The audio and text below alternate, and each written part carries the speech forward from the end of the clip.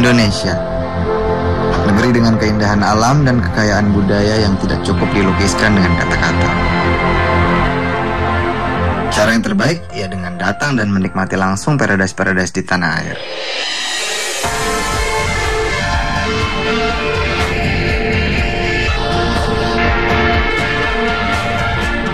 Saya Made Irwinsyah, dan ini perjalanan saya ketika menyapa surga-surga di Nusantara.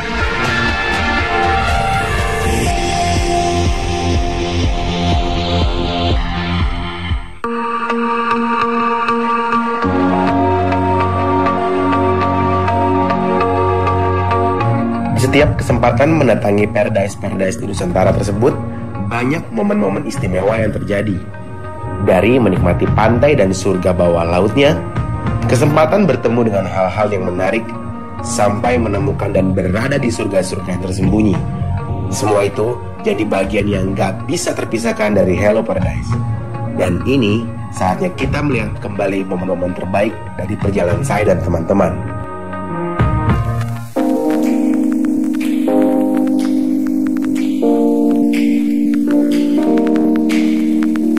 Keindahan bawah laut negeri sendiri nggak perlu diragukan lagi. Laut Indonesia menjadi rumah bagi 17% dari total terumbu karang di dunia. Dan ada lebih dari 500 spesies terumbu karang di Nusantara. Itu belum ikan-ikannya loh. Benar-benar paradise. Ketika diving di perairan Lombok, saya bertemu dengan penyu sisik yang lagi cari makan. Ini adalah kesempatan yang sangat langka, karena penyu sisik itu salah satu spesies yang terancam punah akibat banyaknya perburuan liar yang mengambil tempurungnya. Setelah menetas di pantai, bayi-bayi penyu akan kembali ke perairan, tumbuh dewasa dan menghabiskan seluruh hidup mereka di laut. Dan khusus bagi penyu betina, mereka hanya akan kembali ke daratan ketika tiba waktunya untuk bertelur.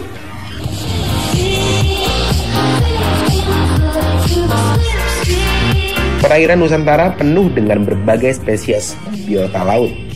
Ada gurita atau octopus, belut laut atau moray, clownfish atau ikan Nemo dengan rumah anemonnya, ikan sersan mayor yang selalu hidup berkelompok, hingga kerang raksasa atau kima yang berwarna biru. Dan yang paling menyenangkan dari semua itu adalah ketika melihat ikan-ikan kecil berwarna-warni menari-nari di depan mata kita. Semua ini ada di lautnya Indonesia.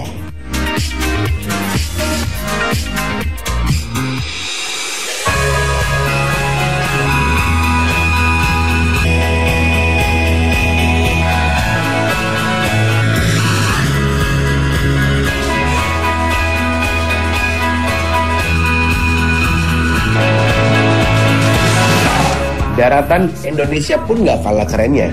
Di kaki Gunung Rinjani, Lombok, sapi-sapi dilepas begitu saja. Ini adalah kandang alam di Lombok. Ayo, kesempatan banget nih. Ini kasih minum apa sih, Pak? Air garam. Hah? Air garam. Kenapa air garam? Iya, karena memang dari dulu Hah? udah sapi semua suka garam. Ada panggilan khususnya nggak, Pak? Ada. Gimana? Wek mah. Wek, Ma? Iya. Kenapa Wek, Ma? Ya memang ada kode-kode kayak kode lah gitu. Oh, nah. Saya nyobain, Pak, boleh nggak? Boleh, boleh, ayo. Wek, Ma.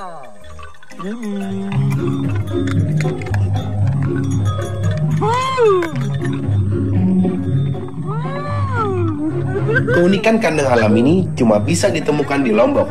Cukup dengan memberi air garam dan dengan panggilan khusus tadi, sapi-sapi itu akan mendekat.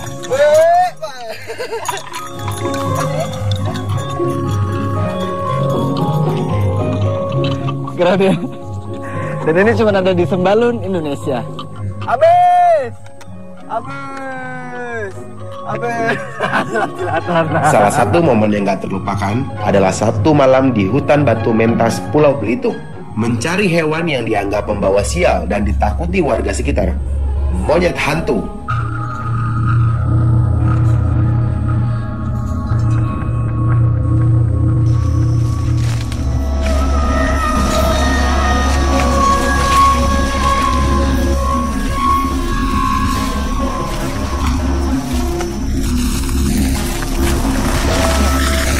Jadi kalau monyet hantu ini, menurut Bang Ipul, itu pembawa sial. Kalau misalnya kita lagi berburu terus ketemu monyet hantu, itu biasanya sial. Misterius kayak deskripsinya nih. Berjam-jam keliling hutan belum juga dapat apa-apa. Nah, kayaknya susah dapat gitu. Iya Bang, kemungkinan besar sih kayak gitu Bang. Itu Mario. Itu mata merah. Kejar.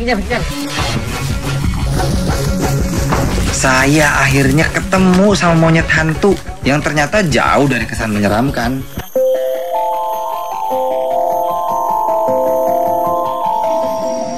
Ya ampun lucunya. Ini yang dibilang monyet hantu nggak hantu-hantu banget nih. Lihat deh, lucu banget. Ini Emang cuma namanya aja yang serem. iya. Ya, Ini kalau segini umur berapa nih Bang? Sekitar 2 tahunan ini Bang. Tarsius adalah jenis monyet terkecil di dunia. Tubuhnya hanya setinggi 18-22 cm. Hanya sepanjang telapak tangan orang dewasa. Berat Tarsius pun hanya sekitar 100 gram. Ini dia makanannya apa sih Bang? Makanannya serangga Bang. Serangga? Ya, itu menu utama dia serangga. Misalnya apa serangganya? Kayak jangkrik, itu belalang. Oh, berarti kan turun-turun juga dong ya kalau mau makan? Turun deh. Dia kalau mau makan turun ke tanah itu. Kalau dia di atas paling dia nangkap belalang, kupu-kupu gitu. Bisa juga makan burung-burung kecil. Oh ya? Iya, kalau di atas.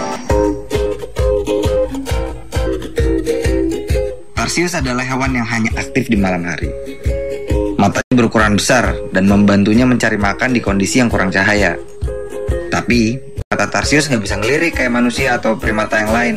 Karena emang Tarsius tidak mempunyai otot di sekitar mata. Nah, untuk mengatasi itu, kepala Tarsius bisa berputar hingga 180 derajat.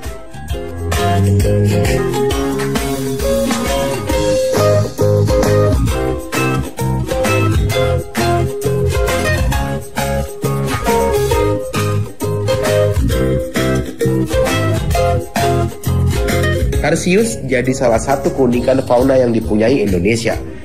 Dan di setiap paradise yang kami datangi, masyarakatnya selalu memberikan pengalaman yang membuat perjalanan kami unik.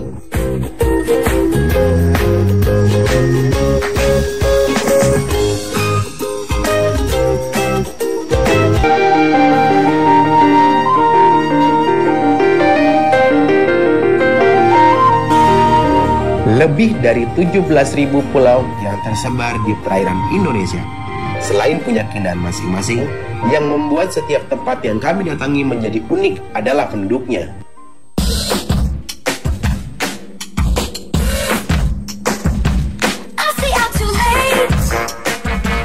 Di Malang, 2 kali dalam sehari dan di jam yang sama setiap harinya akan ada antrian penduduk desa Pujon Kidul yang membawa susu sapi segar. Desa Pujon Kidul ini adalah salah satu desa penghasil susu sapi di Kabupaten Malang. Dan gak cuma susu sapi aja yang diolah di sini. Waduh, racun. Kotorannya sapi ini ditaruh di sini. Mah, di sini kotoran sapi dikumpulkan untuk jadi biogas. Gas dari pembusukan bahan organik. Kayaknya nggak ada yang lebih organik dari kotoran sapi ini nih. Keluar lagi tuh gasnya. Ya Mas, tinggal putar. Wah, kalian beruntung banget deh nggak ada di sini. Ya, nggak selamanya syuting Hello Paradise itu yang enak-enak melulu kan.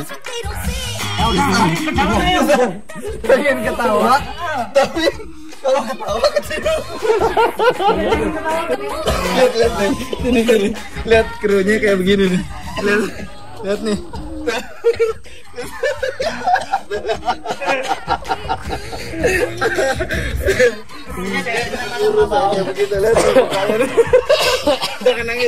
Dan ini nih hasil kotoran yang udah diolah dan ditampung. Api yang ternyata nggak ada bau kotorannya sama sekali. Api biogas itu berasal dari gas metana yang terkumpul dari pembusukan kotoran di bak penampungan. Jadi, seumur hidup nggak perlu beli gas lagi. Tadinya saya emang berpikir untuk jadi peternak, Pak, atau petani gitu.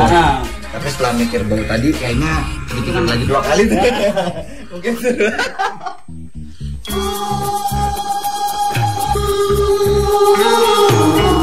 Lain di Lombok, kotoran kerbau digunakan untuk mengepel lantai rumah warga desa Sade. Kerbau dianggap sebagai hewan yang suci oleh suku Sasak, suku asli Lombok. Penduduk desa Sade, terutama kaum wanitanya, menjadi pengrajin kain tenun Lombok yang terkenal itu. Dan keahlian menenun ini wajib dipelajari oleh para wanita suku Sasak sebelum mereka menikah. Di desa ini juga, rumah-rumah tradisional suku Sasak masih bisa kamu temukan. Been a long time coming since I've seen your face. I've been everywhere and back trying to replace everything that I had till my feet went numb. Praying like a fool. Di Pulau Bangka, jejak pemukiman keturunan Tionghoa tertua di pulau ini masih bisa kita lihat di Desa Gedong. Desa Gedong adalah salah satu desa yang dulunya jadi tempat tinggal para penambang timah dari daratan Cina yang dibawa oleh Belanda.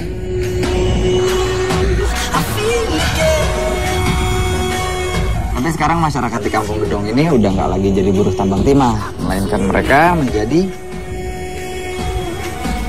penghasil kemplang terbaik di Pulau Bangka. Kemplang adalah kerupuk ikan khas Bangka yang terbuat dari campuran tepung sagu dan daging ikan tenggiri yang digiling. Proses pembuatan kemplang masih dilakukan secara sederhana di sini. Total butuh 5 hari untuk membuat kemplang. Dan gak cuma dari ikan tenggiri, kemplang juga bisa terbuat dari udang dan cumi-cumi.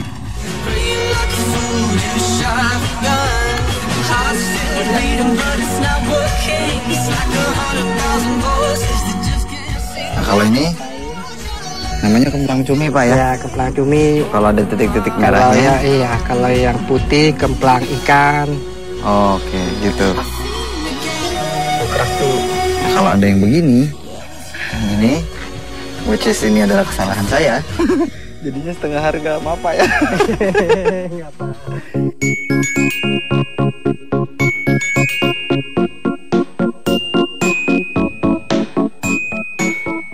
Traveling sendirian gak jadi masalah. Karena di Indonesia, kemanapun kamu pergi, kamu akan bertemu orang-orang baru yang menganggap kamu seperti saudara sendiri.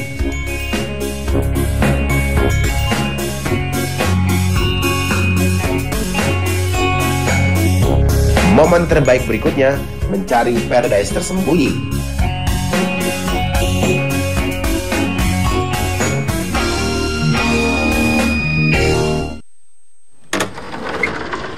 Selamat pagi.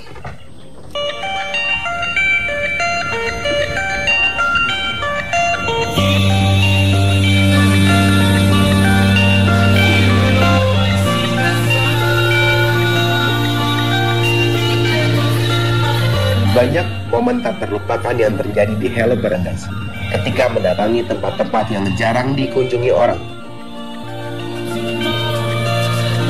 Datang ke surga baru yang masih tersembunyi itu memberikan kepuasan tersendiri. Tapi konsekuensinya, perjalanan yang susah dan memakan waktu yang lama.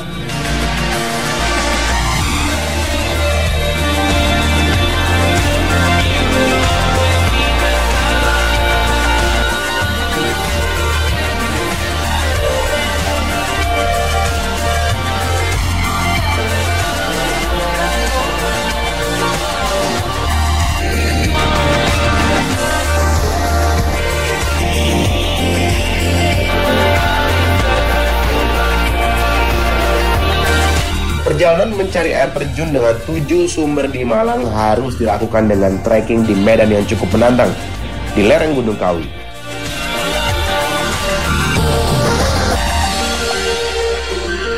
Mencari situs Stonehenge Indonesia di Bondowoso, Jawa Timur nggaklah mudah. Jalan yang rusak dan jauh membuat motor trail jadi satu-satunya pilihan. Dibutuhkan hampir sekitar 3 jam perjalanan di medan yang berlumpur.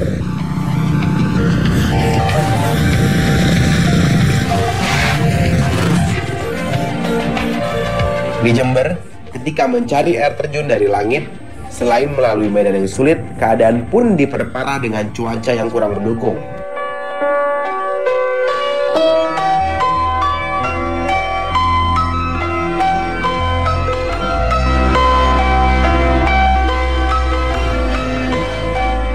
Tapi gak ada kata menyerah, karena di akhir perjalanan yang berat pasti ada paradise indah yang menanti.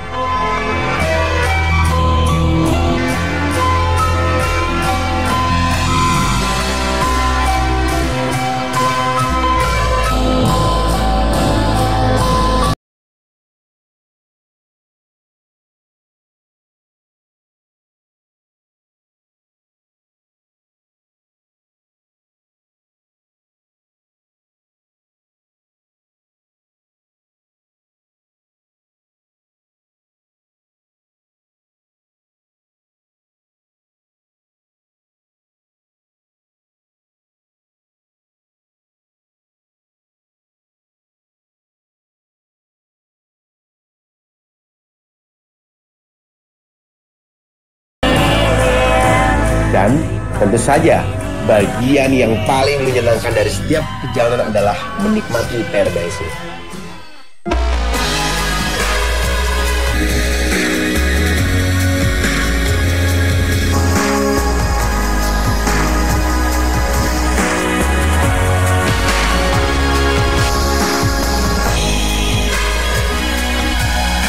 Bermain di bawah air terjun Kiokelep setinggi 60 meter di Lombok, atau sekedar santai sambil river tubing di Sungai Batu Mentas Belitung, itu benar-benar menyenangkan.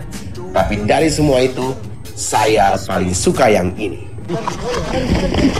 Mari. Oke.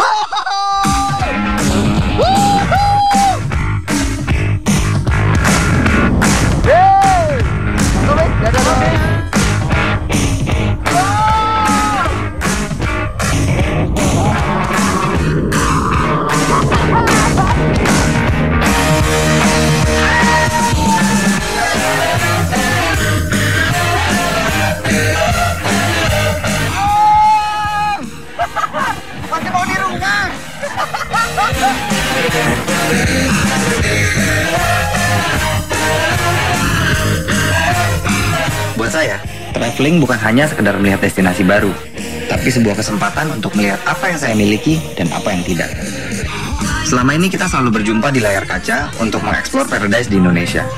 Dan mungkin ini saat pertama kalinya kalian harus mengeksplor paradise-paradise itu sendiri tanpa saya dan tim Hello Paradise.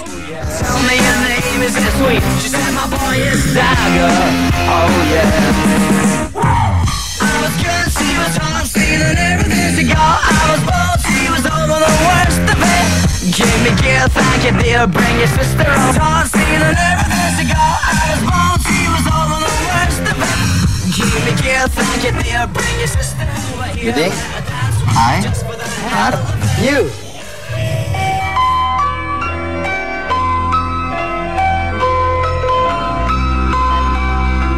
Terima kasih atas kesetiaannya menemani kami melihat surga dunia yang ada di Indonesia.